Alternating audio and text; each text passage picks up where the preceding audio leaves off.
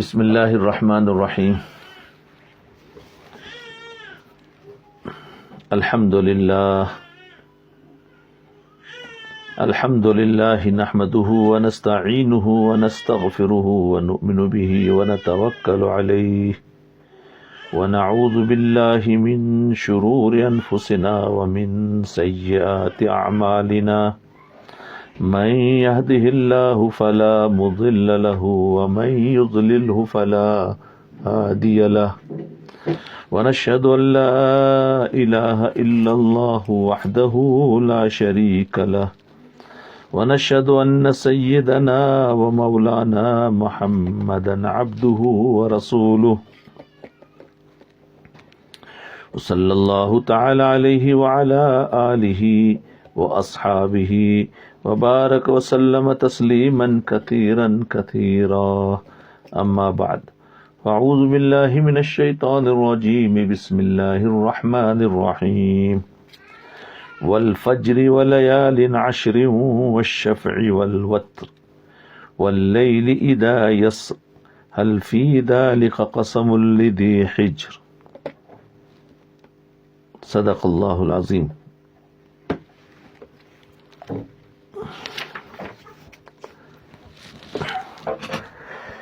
انشاءاللہ ابھی ذی الحجہ کا عشرہ یعنی پہلی ذی الحجہ سے 10 ذی الحجہ تک اس کو عشرہ ذی الحجہ کہتے ہیں۔ وہ 10 دن ذی الحجہ کے بہت اہم ہوتے ہیں۔ ابھی بس 2 دن 3 دن میں شروع ہو جائیں گے، تو اس کے بارے میں ہم جان لیں کہ یہ ایام کی کیا فضیلت ہے، اس میں کیا عبادتیں کرنی ہیں۔ حاجی لوگ تو چلے جاتے ہیں ان دنوں میں، پورے اکثریت تو چلی جاتی ہے، جو رہ جاتے ہیں نہیں گئے ان کو کم سے کم اس 10 دن میں اس عشرے کے اندر وہ عبادتیں کر لے، یا وہ افسوس کریں گے تو اللہ تعالیٰ ان کے ثواب میں شریک کر دیں گے ہمیں بھی۔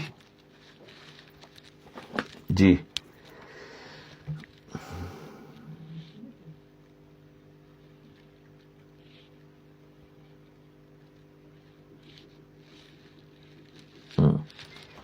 عبادات میں ترتیب ہے۔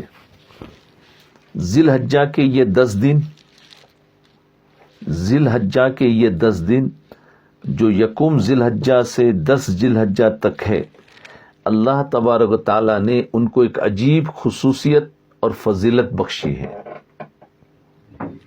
بلکہ اگر غور سے دیکھا جائے تو معلوم ہوگا کہ فضیلت کا یہ سلسلہ رمضان المبارک سے شروع ہو رہا ہے۔ اللہ تبارک و تعالیٰ نے عبادتوں کے درمیان عجیب و غریب ترتیب رکھی ہے۔ اللہ تبارک و تعالیٰ نے عبادتوں کے درمیان عجیب و غریب ترتیب رکھی ہے کہ سب سے پہلے رمضان لائے، اس میں روزے فرض فرما دیے، پھر رمضان المبارک ختم ہونے پر فوراً اگلے دن سے حج کی عبادت کی تمہید شروع ہو گئی۔ اس لیے کہ حضور اقدس صلی اللہ علیہ وسلم نے ارشاد فرمایا کہ حج کے 3 مہینے ہیں، حج کے 3 مہینے ہیں۔ کون سا؟ شوال، ذی القعدہ اور ذی الحجہ۔ رمضان کے فوراً بعد شوال آتا ہے، پھر اس کے بعد ذی القعدہ آتا ہے، اس کے بعد ذی الحجہ۔ اس ذی الحجہ کی 10 دن کی جو فضیلتیں بتائی جائیں۔ اگرچہ حج کے مخصوص ارکان تو ذی الحجہ ہی میں ادا ہوتے ہیں، حج کے 5 دن ہوتے ہیں نا، 8، 9، 8ویں ذی الحجہ، 9ویں ذی الحجہ، 10ویں ذی الحجہ، 11ویں اور 12ویں ذی الحجہ، یہ ہے حج کے ایام۔ اس کے علاوہ پورے سال میں کبھی حج نہیں ہو سکتا۔ تو مخصوص ارکان تو ذی الحجہ ہی میں ادا ہوتے ہیں، لیکن حج کے لیے احرام باندھنا شوال سے جائز اور مستحب ہو جاتا ہے۔ لہذا اگر کوئی شخص حج کو جانا چاہتا ہے تو اس کے لیے شوال کی پہلی تاریخ سے حج کا احرام باندھ کر نکلنا جائز ہے۔ اس تاریخ سے پہلے حج کا احرام باندھنا جائز نہیں. حج کا احرام کوئی رمضان میں باندھ کر جائے گا تو بالکل نہیں. رمضان ختم، شوال آ گیا، اب حج کے احرام باندھ کر جا سکتا ہے، اسی احرام میں وہ رہے، کوئی حرج نہیں.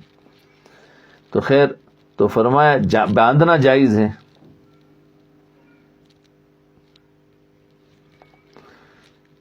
تو اس کے لیے شوال کی پہلی تاریخ سے حج کا احرام باندھ کر نکلنا جائز ہے. اس تاریخ سے پہلے حج کا احرام باندھنا جائز نہیں.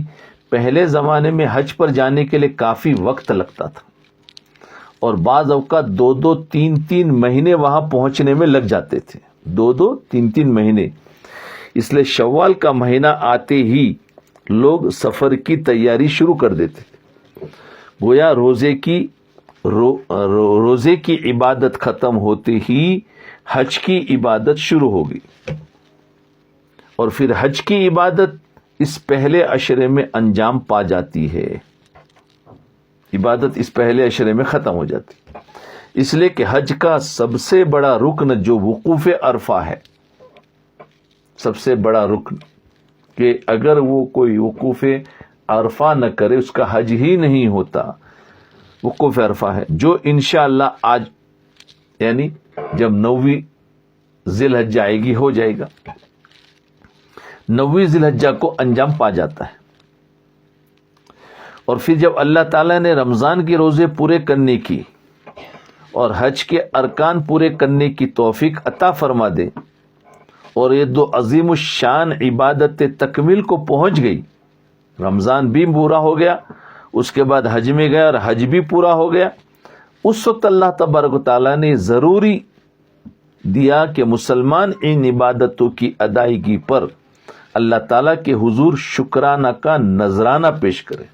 شکر کا نذرانہ پیش کرے، یعنی اللہ نے اس کو توفیق دی، اس شکر پر وہ اللہ تعالیٰ کو ایک نذرانہ پیش کرے، ہدیہ پیش کرے. اسی کا نام قربانی ہے. حاجی وہاں جا کے جو قربانی دیتا ہے نا، کیونکہ عرفات کا دن ختم ہو گیا، رات میں مزدلفہ میں آ گیا اور 10ویں ذی الحجہ کو صبح میں مینا میں پہنچتا ہے، تو مینا میں پہنچ کر اس کو یہ رمی کرنے کے بعد، جمرات کی رمی کرنے کے بعد، اس کے بعد قربانی اس پر واجب ہو جاتی ہے.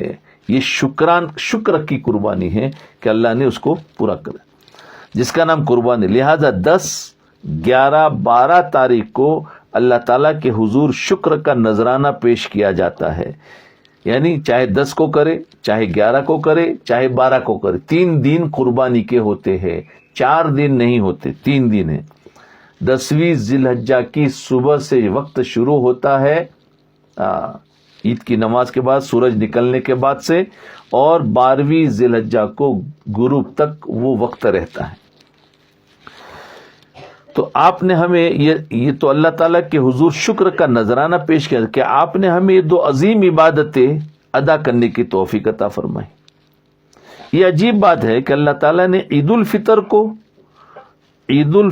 کو اس وقت رکھا جب روزے کی عبادت کی تکمیل ہو رہی تھی، اور عید الاضحیٰ کو اللہ تعالیٰ نے اس وقت رکھا جب حج کی عظیم الشان عبادت کی تکمیل ہو رہی تھی. جی، عید الاضحیٰ کو حج کی تکمیل کے بعد اور عید الفطر کو روزے کی تکمیل کے بعد، تو دونوں بڑی بڑی عبادتیں ہیں. پورے ہونے کے بعد اللہ نے عید رکھی، لیکن اس میں حکم یہ دیا کہ عید الفطر میں خوشی کا آغاز صدقۃ الفطر سے کرو، اور عید الاضحیٰ کے موقع پر خوشی کا آغاز اللہ کے حضور قربانی پیش کر کے کرو. یہاں صدقہ نہیں کرنا، یہاں قربانی پیش کرنا. سبحان اللہ. وہاں پر صدقۃ الفطر سے جی خوشی کا آغاز ہوتا ہے، اور یہاں قربانی، جانور کی قربانی. 10 راتوں کی قسم کھائی ہے قرآن نے، چونکہ ذی الحجہ کا مہینہ شروع ہو چکا، ہونے والا ہے ابھی 2 دن یا 3 دن میں، اور عشرے ذی الحجہ کا آغاز ہو جائے گا، اس لیے خیال ہوا کہ کچھ باتیں اس عشرے ذی الحجہ کے متعلق بتا دی جائے۔ یہ عشرہ جو یکم ذی الحجہ سے شروع ہوگا اور 10 ذی الحجہ پر جس کی انتہا ہوگی، یہ سال کے 12 مہینوں میں بڑی ممتاز حیثیت رکھتا ہے، سب سے اہم دن، برکت والے دن ہے۔ اور اما پارہ ام کے اندر قرآن شریف کے جو اما کا پارہ ہے 30واں پارہ، اس کی ایک سورہ ہے سورۃ الفجر کی ابتدائی آیات ہے، والفجر ولیال عشر، کہ اس میں اللہ تبارک تعالیٰ نے 10 راتوں کی قسم کھائی ہے، 10 راتوں کی قسم کھائی ہے، ولیال عشر۔ اللہ تعالیٰ کو قسم کس بات کا یقین دلانے کے لیے قسم کھانے کی ضرورت، کسی بات کا یقین دلانے کے لیے قسم کھانے کی ضرورت نہیں، کیونکہ اللہ تو بڑے، ان کی بات بڑی، پھر قسم کی کیا ضرورت ہے؟ ایک چھوٹا آدمی اپنی بات کو منوانے کے لیے قسم کھا سکتا ہے، لیکن بڑا ہو تو اللہ تعالیٰ کو اس بات کا یقین دلانے کے لیے قسم کھانے کی ضرورت نہیں۔ لیکن کسی چیز پر اللہ تعالیٰ کا قسم کھانا، کہ اللہ تعالیٰ کسی چیز پر قسم کھا رہے تو اس چیز کی عزت اور حرمت پر دلالت کرتا ہے، اس کی عظمت بڑھ جاتی ہے۔ تو اللہ تعالیٰ نے سورہ فجر میں جن راتوں کی قسم کھائی ہے اس کے بارے میں مفسرین کی ایک بڑی جماعت نے یہ کہا ہے کہ اس سے مراد ذی الحجہ کی ابتدائی 10 راتیں ہیں۔ ولیال عشر سے مفسرین کی ایک بڑی جماعت نے یہ کہا کہ اس سے مراد ذی الحجہ کی ابتدائی 10 راتیں ہیں۔ اس سے ان 10 راتوں کی عزت اور عظمت اور حرمت کی نشاندہی ہوتی ہے۔ اتنی بات سمجھ میں آ گئی۔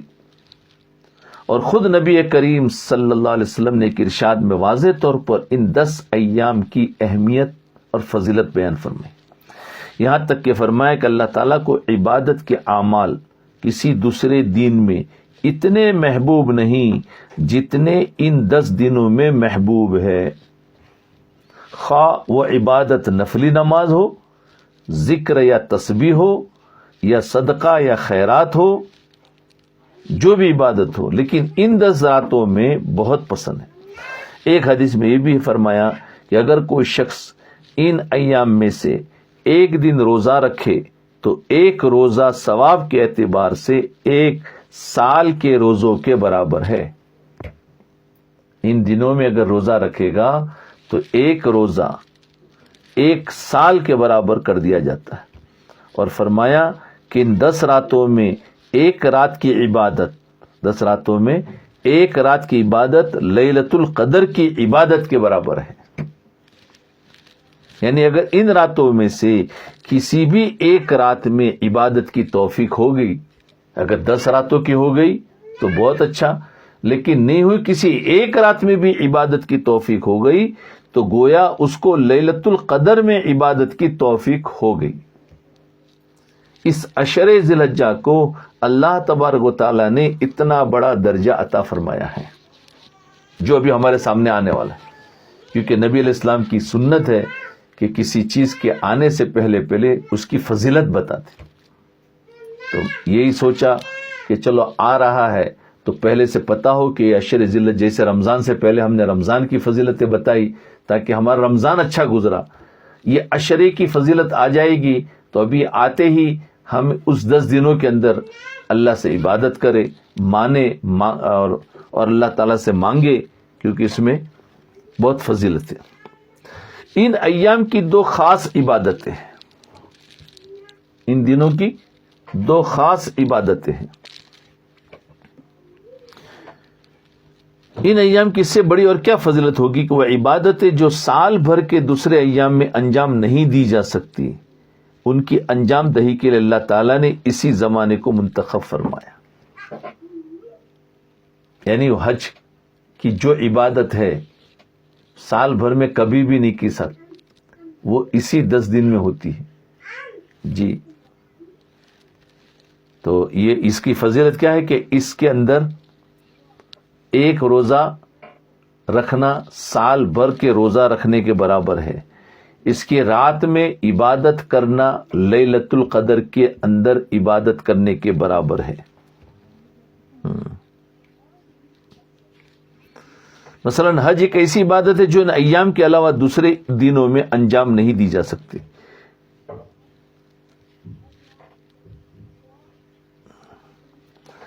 دوسری عبادتوں کا یہ حال ہے کہ انسان فرائض کے علاوہ دوسری عبادتیں جو ہے اس کا انسان فرائض کے علاوہ جب چاہے نفل عبادت کر سکتا ہے. مثلا نماز 5 وقت کی فرض ہے لیکن ان کے علاوہ جب چاہے نفلی نماز پڑھنے کی اجازت ہے. رمضان میں روزہ فرض ہے لیکن نفلی روزہ جب چاہے رکھے. زکوٰۃ سال میں 1 مرتبہ فرض ہے لیکن نفلی صدقہ جب چاہے ادا کر دے. لیکن دو عبادتیں ایسی ہیں کہ ان کے لیے اللہ تعالیٰ نے وقت مقرر فرما دیا. ان اوقات کے علاوہ دوسرے اوقات میں اگر ان عبادتوں کو کیا جائے گا تو وہ عبادت ہی نہیں گنی جائے گی. ہر عبادت میں تو فرض ادا کرنے کے بعد نفل کے لیے وقت ہوتا ہے. حج کی کیسی عبادت ہے کہ وہ انہی ایام میں ہو گئی, اب اس کے بعد تم سوچو لاؤ میں نفل کروں, فرمایا نہیں, اب نفل کرنا ہے, واپس وہ دن آئیں گے تو پھر وہ عبادت کرو, لیکن پورے سال میں آپ کبھی بھی نہیں کر سکتے. دوسری تمام عبادتیں ہیں پورے سال میں کبھی بھی کر سکتے. زکوٰۃ ادا کرنے کے بعد نفل صدقات کبھی بھی کر سکتے. رمضان کے روزے رکھنے کے بعد پورے نفل روزے پورے سال میں کبھی بھی رکھ سکتے ہیں. حج ایک ایسی عبادت ہے کہ نہیں کر سکتے. اس لیے سمجھے اس کی اہمیت کو کہ اس کے بعد کوئی انسان چاہے کہ چلو اب میرا فرض تو ہو گیا ہے, اب چلو میں ذرا 1 مہینہ ٹھہرتا ہوں, واپس میں دوسرا حج کروں, نفل حج کر لوں, تو وہ نہیں کر سکتا, قبول نہیں ہوگا. یہ بات سمجھ گئے جی. تو زکوٰۃ سال میں تو نفلی نماز پڑھنے کی اجازت ہے, رمضان میں روزہ رکھ سکتا ہے, لیکن 2 عبادتیں سے ان کے لیے اللہ تعالیٰ نے وقت مقرر فرما دیا. ان اوقات کے علاوہ دوسرے اوقات میں اگر ان عبادتوں کو کیا جائے گا تو وہ عبادت ہی نہیں گنی جائے گی. ان میں سے ایک عبادت حج ہے. حج کے ارکان مثلا عرفات میں جا کر ٹھہرنا, مزدلفہ میں رات گزارنا, جمرات کی رمی کرنا وغیرہ, یہ ارکان اور اعمال ایسے ہیں کہ اگر انہی ایام میں انجام دیا جائے تو عبادت ہے, ورنہ حج کے وہ ایام نکل گئے, اس کے بعد آپ ذی الحجہ میں ہی بعد میں جا کر 13-14 میں ذی الحجہ میں جا کر آپ مارو جمرات کو, چلو میں کنکری ماروں, فرمایا اب عبادت نہیں, وہ اسی وقت عبادت تھی, یہ کوئی عبادت نہیں. جمرات کی رمی کرنا ارکان وہ اعمال ایسے ہیں کہ اگر انہی ایام میں انجام دیا جائے تو عبادت ہے, اور دنوں میں اگر کوئی شخص عرفات میں 10 دن جا کے ٹھہرے تو یہ کوئی عبادت نہیں ہے. جمرات سال بھر کے 12 مہینے تک مینا میں کھڑے ہیں, لیکن دوسرے ایام میں کوئی شخص جا کر ان کو کنکریاں مار دے تو یہ کوئی عبادت نہیں. تو حج جیسی اہم عبادت کے لیے اللہ تعالیٰ نے انہی ایام کو مقرر فرما دیا ہے کہ اگر بیت اللہ کا حج ان ایام میں انجام دوں گے تو عبادت ہوگی. بیت اللہ کا حج اگر ان ایام میں دوں گے تو عبادت ہوگی, اس پر ثواب ملے گا. دوسرے دنوں میں کروں گے تو پکڑ ہوگی, ثواب تو دور کی بات ہے. اور دوسری 2 عبادتیں یہ اس ایام میں خاص ہیں, ایک تو حج کی عبادت اور دوسری قربانی. جو عید الاضحیٰ کو ہم قربانی دیتے ہیں نا, وہ 3 دن کے بعد بتاؤ اگر کوئی قربانی دے اپنی واجب نہیں ہوگی, وہی قربانی ہوگی جی. دوسری عبادت قربانی کے اللہ تعالیٰ نے ذی الحجہ کے 3 دن یعنی 10, 11, 12 تاریخ مقرر فرما دی.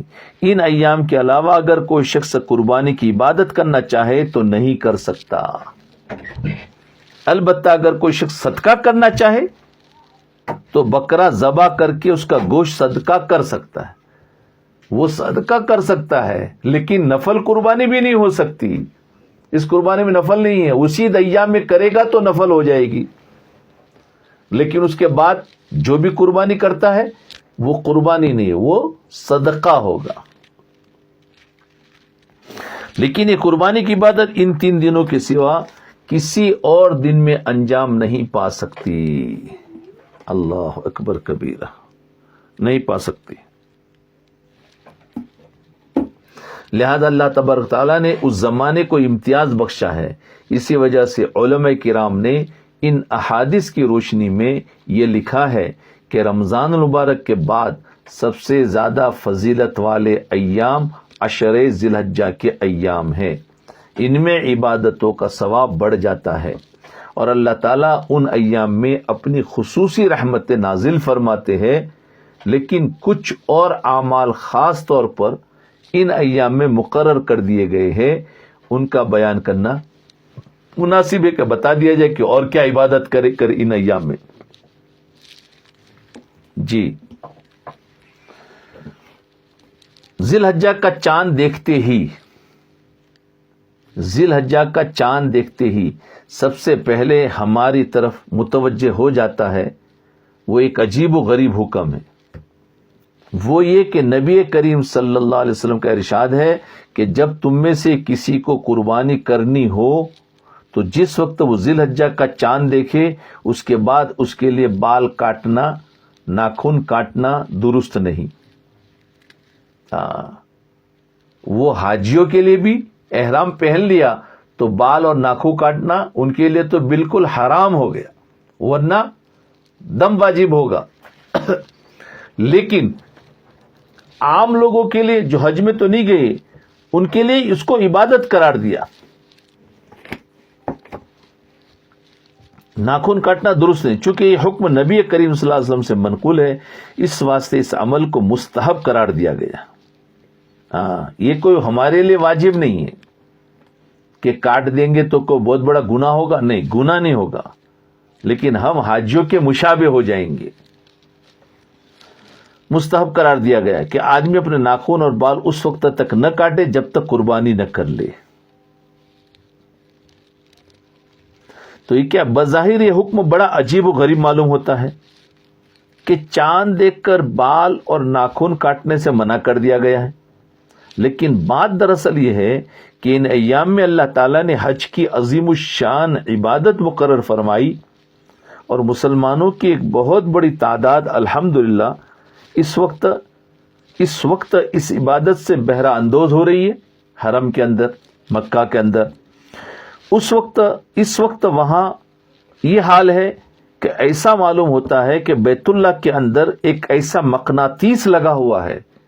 اس وقت جاؤ تو جدہ کے اندر ساری دنیا سے جہاز اتر رہے ہیں، روز اتر رہے، اور بیت اللہ میں جاؤ تو روز وہاں طواف میں بھیڑ بڑھ رہی ہے. تو ایسا ایک مقناطیس لگا ہوا ہے کہ جو چاروں طرف سے توحید کے عاشقین، فرزندان توحید کو اپنی طرف کھینچ رہا ہے. ہر لمحہ ہزاروں افراد اطراف عالم سے وہاں پہنچ رہے اور بیت اللہ کے ارد گرد جمع ہو رہے. اللہ تعالیٰ ان لوگوں کو حج بیت اللہ کی ادائیگی کی یہ سعادت بخشی ہے. ان حضرات کے لیے حکم ہے کہ جب وہ بیت اللہ شریف کی طرف جائے تو بیت اللہ کی وردی، بیت اللہ کا جانے کا یونیفارم کیا ہے، احرام پہن کر جائے. یہ احرام جو ہے یونیفارم ہے، یہ وہاں کی وردی ہے، یہ وہاں کا ڈریس ہے. اور پھر احرام کے اندر شریعت نے بہت سی پابندی عائد کر دی. مثلا یہ کہ سلا ہوا کپڑا نہیں پہن سکتے، خوشبو نہیں لگا سکتے، منہ نہیں ڈھانپ سکتے وغیرہ. ان میں سے ایک پابندی یہ ہے کہ بال اور ناخن بھی نہیں کاٹ سکتے. تو ہم اس کے مشابہ ہو جاتے.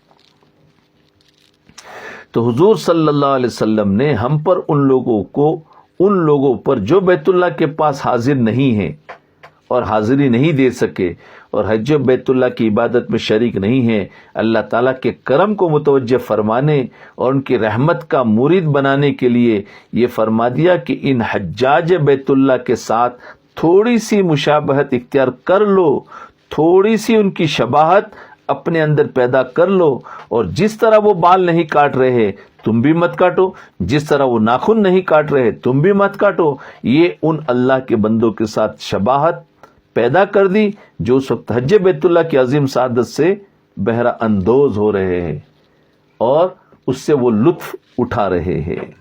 تو ہمارے حضرت ڈاکٹر محمد عبدالحی صاحب رحمت اللہ علیہ فرمایا کرتے تھے کہ اللہ تبارک و تعالیٰ کی رحمتیں بہانے ڈھونڈتی ہے، بہانے۔ سبحان اللہ۔ اللہ تعالیٰ کی رحمتیں بہانے ڈھونڈتی ہے کہ میں بندے کو کس طریقے سے معاف کروں۔ جب ہمیں حکم دیا کہ ان کی مشابہت اختیار کر لو تو اس کے معنی یہ ہے کہ ان پر جو رحمت نازل فرمانا منظور ہے اس کا کچھ حصہ تمہیں بھی عطا فرمانا چاہتا ہے۔ جو ان لوگوں کو اللہ دے رہا ہے اس کا کچھ حصہ، کیونکہ ہمیں بھی شوق تو تھا لیکن انتظام نہیں ہوئے، نہیں جا سکے، تو ہمیں بھی کیا ان کی مشابہت اختیار کر لو تو اس کا کچھ حصہ ہمیں بھی مل جائے گا۔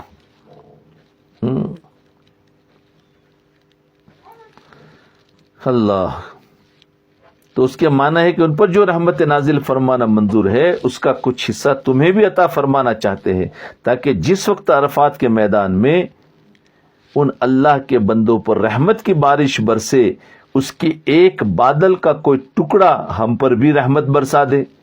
تو یہ شباہت پیدا کرنا بھی بڑی نعمت ہے۔ اور حضرت مجذوب صاحب رحمت اللہ علیہ کے شعر بکثرت پڑھا کرتے تھے، تیرے محبوب کی یا رب شباہت لے کر آیا ہوں۔ سبحان اللہ۔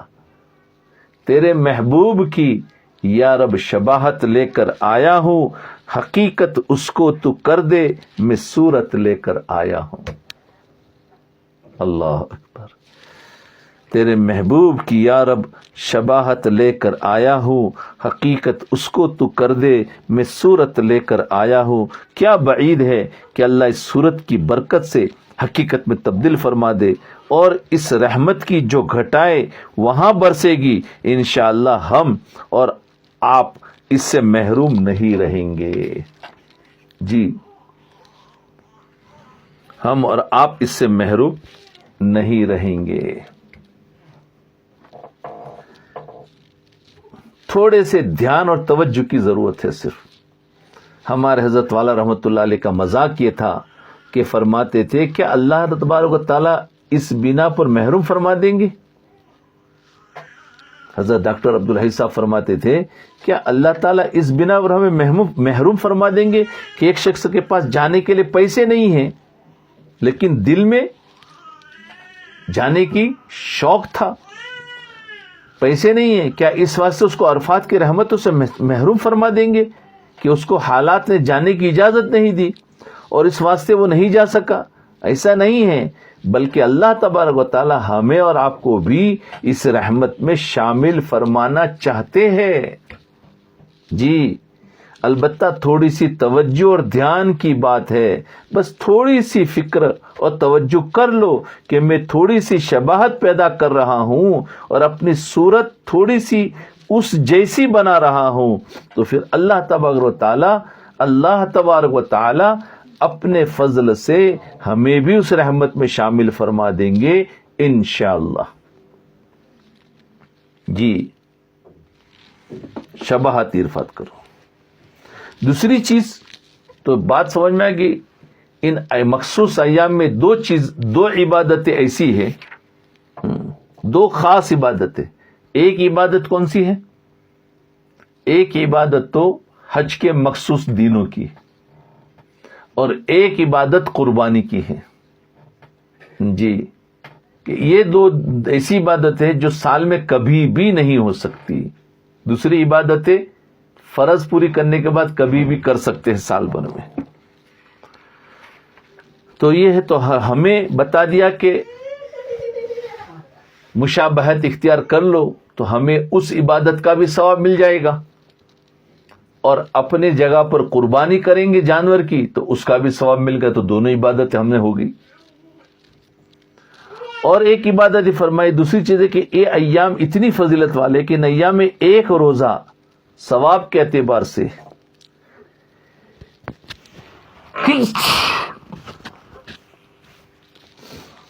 ان ایام میں ایک روزہ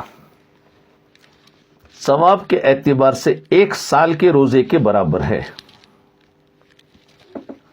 اور 1 رات کی عبادت شب قدر کی عبادت کے برابر ہے۔ اس سے اس بات کی طرف اشارہ کر دیا کہ ایک مسلمان جتنا بھی ان ایام میں اعمال اور عبادت کر سکتا ہے وہ ضرور کرے۔ اور 9 ذی الحجہ کا دن عرفہ کا دن ہے، جس میں اللہ تعالیٰ نے حجاج کے لیے حج کا عظیم الشان رکن یعنی وقوف عرفہ تجویز فرمایا ہے، اور ہمارے لیے خاص اس 9ویں تاریخ کو نفلی روزہ مقرر فرمایا۔ اب سعودیہ کا 9 ذی الحجہ اور ہمارے ملکوں کا 9 ذی الحجہ اگر الگ الگ ہو گیا تو فکر نہ کرے، ان کا 9 ذی الحجہ سعودیہ کے اعتبار سے گنا جائے گا، اور ہمارا 9 ذی الحجہ ہمارے اعتبار سے جب چاند ہوگا اس اعتبار سے گنا جائے گا۔ اب ہمارا ایک دن اگر لیٹ ہے، ہم سمجھتے ہیں نہیں عرفہ کا دن تو ایک دن پہلے ہو جائے گا، وہ فضیلت مجھے نہیں ملے گی۔ نہیں، آپ اس کا کوئی غم کرنے کی ضرورت نہیں، وہ دن بھی مبارک ہے، جو آپ کو ملا ہے وہ ہمارے لیے 8ویں ذی الحجہ ہوگی، ان کے لیے 9ویں ہوگی، اور جب ان کی 10ویں ہوگی ہمارے لیے 9ویں ہوگی۔ تو ہمارے 9ویں ذی الحجہ جب ہوگی تو اس وقت فرمایا ہم روزہ رکھے، وہ تو عرفات کے میدان میں جاتے ہیں اور ہمیں فرمایا روزہ رکھو، روزوں کے برابر ہے اس کے ثواب۔ تو ان ایام میں نیک اعمال عبادت کر سکتا ہے، ضرور کرے۔ اور 9 ذی الحجہ کا دن عرفہ کا دن ہے، جس میں اللہ تعالیٰ نے حجاج کے لیے حج کا عظیم الشان رکن وقوف عرفہ تجویز فرمایا، اور ہمارے لیے خاص اس 9ویں تاریخ کو نفلی روزہ مقرر فرمایا۔ اس روزے کے بارے میں نبی کریم صلی اللہ علیہ وسلم نے ارشاد فرمایا کہ عرفہ کے دن جو شخص روزہ رکھے تو مجھے اللہ تبارک و تعالیٰ کی ذات سے امید ہے کہ اس کے 1 سال پہلے اور 1 سال بعد کے گناہوں کا کفارہ ہو جائے گا۔ اس کے بعد بھی 1 سال کا، یہ پہلے جو 1 سال گزرا اس کا بھی کفارہ، اس کے بعد بھی 1 سال تک اس کے گناہوں کا کفارہ ہو جائے۔ اللہ اکبر۔ یہ 9ویں ذی الحجہ کو ہمیں اللہ نے یہ انعام دیا کہ روزہ رکھو، اس کا ثواب اتنا، اور ان کو حجاج کو انعام دیا کہ عرفات کے میدان میں دعا مانگے اور اللہ تعالیٰ مغفرت کر دے۔ یہاں یہ بات بھی عرض کر دوں کہ بعض لوگ جو دین کا کما حق ہو علم نہیں رکھتے، تو اس قسم کی جو حدیثیں آتی ہے نا، 1 سال پہلے کے گناہ معاف ہو گئے، 1 سال آئندہ کے گناہ معاف ہو گئے، اس سے ان لوگوں کے دلوں میں خیال آتا ہے کہ جب اللہ تعالیٰ نے 1 سال پہلے کے گناہ تو معاف کر ہی دیے اور 1 سال آئندہ کے بھی گناہ معاف فرما دیے، تو اس کا مطلب ہے کہ سال بھر کے لیے چھٹی ہوگی، جو چاہے کرو، جو چاہے کرے، سب گناہ معاف ہے۔ خوب سمجھ لو، کیونکہ ہمارا نفس بڑا خراب ہے، وہ ایسی حدیثوں سے بڑے عجیب عجیب مطالب نکالتا ہے، تو خوب سمجھ لو۔ جن جن اعمال کے بارے میں نبی کریم صلی اللہ علیہ وسلم نے فرمایا کہ گناہوں کو معاف کرنے والے اعمال ہے، مثلا وضو کرنے میں ہر عضو کو دھوتے وقت اس عضو کے گناہ معاف ہو جاتے، نماز پڑھنے کے لیے جب انسان مسجد کی طرف چلتا ہے تو 1 قدم پر 1 گناہ معاف ہوتا ہے اور 1 درجہ بلند ہوتا ہے۔ رمضان کے روزے کے بارے میں فرمایا کہ جس شخص نے رمضان کے روزے رکھے اس کے تمام پچھلے گناہ معاف ہو جاتے ہیں۔ تو یاد رکھیے، اس قسم کی تمام احادیث میں گناہوں سے مراد گناہ صغیرہ ہوتے ہیں،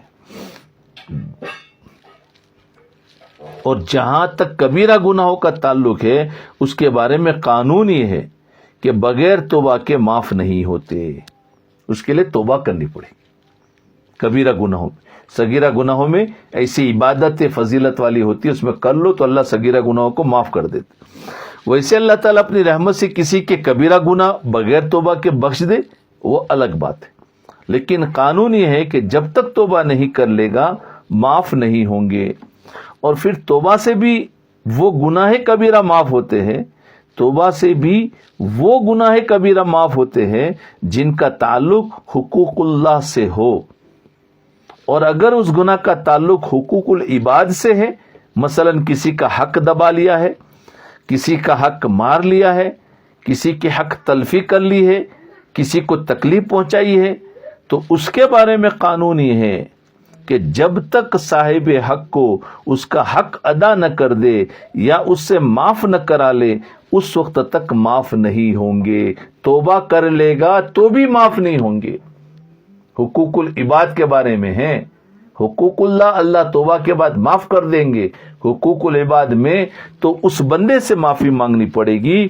لہذا تمام فضیلت والی احادیث جن میں گناہوں کی معافی کا ذکر ہے وہ صغیرہ گناہوں کی معافی سے متعلق ہے. جی ان بات کو خوب سمجھ لیں.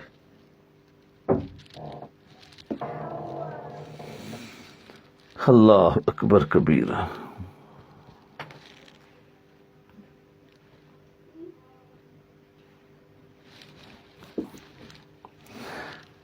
اچھا پھر ان ایام میں تیسرا عمل تکبیر تشریق ہے. دو عبادتیں ہو گئی. ایک تو حاجیوں کے ساتھ مخصوص ہے اور ایک ہر انسان وہ قربانی کر سکتا ہے. دوسری عبادت کیا کرنا ہے؟ ناخن وغیرہ کاٹنے سے ان 10 دن میں پرہیز کرے. اگر کاٹ لیا تو کوئی گناہ نہیں ہے. یہ تو عشق کی بات ہے. جو عاشق ہوتے ہیں وہ عاشقوں کی مشابہت اختیار کرتے ہیں تو اس کا تعلق عشق سے ہے. تیسری عبادت کیا ہے کہ عرفہ کے دن روزہ رکھے. 1 سال کے اگلے اور پچھلے گناہ معاف ہو جاتے ہیں. اور چوتھا عمل یہاں تکبیر تشریق ہے. تکبیر تشریق جو عرفہ کے دن کی نماز فجر سے شروع ہو کر یعنی 9ویں ذی الحجہ کی جو اپنے اپنے ملک میں ہیں ان کی 9ویں ذی الحجہ کی فجر سے شروع ہو کر 13 تاریخ کی یعنی 12 تاریخ کو قربانی ختم. اس کے بعد ایک دن اور ہے یعنی 4 دن ایام تشریق کے ہیں. قربانی کے 3 دن ہیں اور ایام تشریق کے 4 دن ہیں. یہ ایام تشریق شروع ہوگی یعنی 9ویں ذی الحجہ کی صبح سے تاریخ عصر تک جاری 13 تاریخ کے عصر تک جاری رہتی ہے. اور یہ تکبیر ہر فرض نماز کے بعد 1 مرتبہ پڑھنا واجب قرار دیا ہے. جی تو 9, 10, 11, 12 اور 13 5 دن ہیں ایام تشریق کے. جی تو اور یہ تکبیر تشریق جو ہے وہ پڑھنا واجب ہے ہر نماز کے بعد 1 مرتبہ. اور وہ تکبیر کیا ہے؟ اللہ اکبر اللہ اکبر لا الہ الا اللہ واللہ اکبر اللہ اکبر وللہ الحمد. مردوں کے لیے اسے متوسط ہلکی بلند آواز سے پڑھنا واجب ہے اور آہستہ آواز سے پڑھنا خلاف سنت ہے. عورتوں کے لیے آہستہ آواز سے پڑھے. ہمارے یہاں ہر چیز میں ایسی الٹی گنگا بہنے لگی ہے کہ جن چیزوں کے بارے میں شریعت نے کہا ہے کہ آہستہ آواز سے کہو تو ان چیزوں میں تو لوگ شور مچا کر بلند آواز سے پڑھتے ہیں. مثلا دعا کرنا ہے.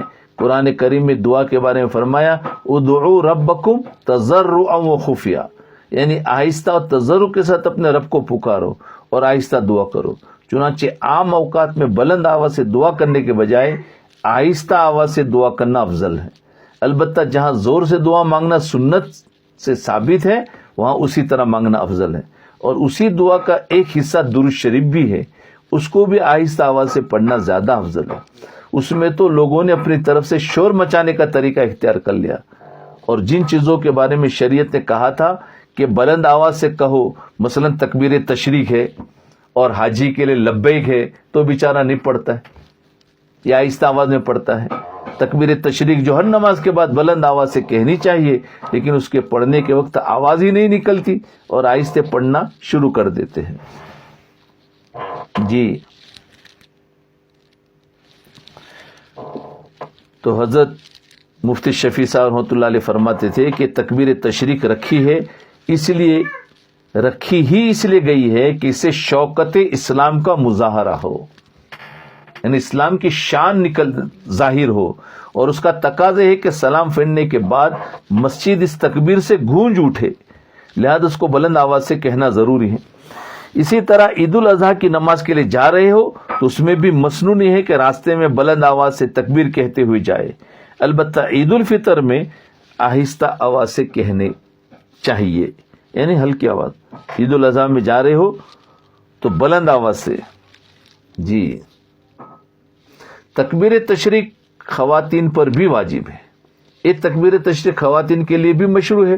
اس میں عام طور پر بڑی کوتاہی ہوتی ہے اور خواتین کو یہ تکبیر پڑھنا یاد نہیں رہتا. مرد حضرات چونکہ مسجد میں جماعت سے نماز ادا کرتے ہیں، جب سلام کے بعد تکبیر تشریق کہی جاتی ہے تو یاد آ جاتا ہے اور کہہ لیتے ہیں. لیکن خواتین میں اس کا رواج بہت کم ہے اور عام طور پر خواتین اس کو نہیں پڑھتی. اگرچہ خواتین پر واجب ہونے کے بارے میں علماء کے دو قول ہے. بعض علماء کہتے کہ واجب ہے، بعض علماء کہتے خواتین پر واجب نہیں بلکہ صرف مستحب ہے، مردوں پر واجب ہے. لیکن ظاہر کی احتیاط اسی میں ہے کہ عورتیں بھی 5 روز تک یوم عرفہ کی فجر سے 13 تاریخ کی عصر تک ہر نماز کے بعد یہ تکبیر کہے. البتہ مردوں پر بلند آواز سے کہنا واجب ہے اور عورتوں پر آہستہ آواز سے کہنا چاہیے. لہذا خواتین کو بھی اس کی فکر کرنی چاہیے اور خواتین کو یہ مسئلہ بتانا چاہیے. اور چونکہ خواتین کو اس کا پڑھنا یاد نہیں رہتا، اس لیے میں کہا کرتا ہوں کہ خواتین گھر میں جس جگہ نماز پڑھتی ہے وہاں یہ دعا لکھ کر لگائے تاکہ ان کو تکبیر یاد آ جائے اور سلام کے بعد کہہ لے. جی،